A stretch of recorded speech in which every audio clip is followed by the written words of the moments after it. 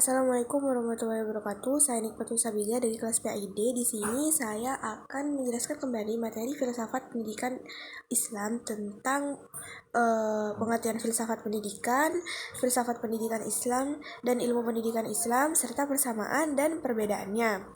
Yang pertama, filsafat pendidikan Islam.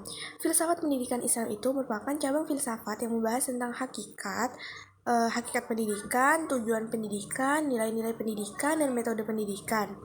Bidang ini tuh bertujuan untuk mencari landasan yang kokoh bagi praktik pendidikan dan menjawab pertanyaan fundamental tentang pendidikan. Yang kedua, filsafat pendidikan Islam.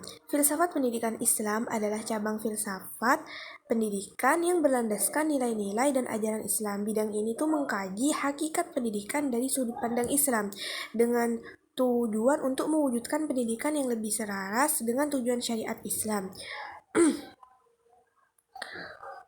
Yang ketiga, ilmu pendidikan Islam. Ilmu pendidikan Islam adalah cabang ilmu pendidikan yang fokus pada praktik pendidikan berdasarkan ajaran Islam.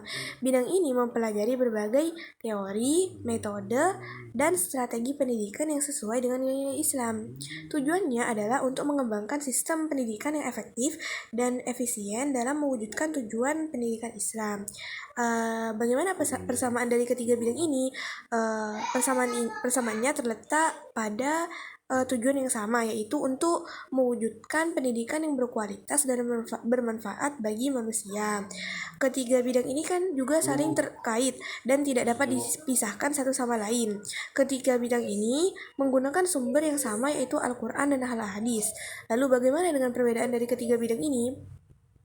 Filsafat pendidikan itu bersifat lebih abstrak dan teoretis, sedangkan ilmu pendidikan Islam lebih bersifat konkret dan praktis. Filsafat pendidikan Islam berfokus pada landasan filosofis pendidikan Islam, sedangkan ilmu pendidikan Islam berfokus pada praktek dan penerapannya. Filsafat pendidikan membahas pertanyaan-pertanyaan fundamental tentang pendidikan, sedangkan ilmu pendidikan Islam membahas solusi-solusi praktis untuk masalah-masalah pendidikan.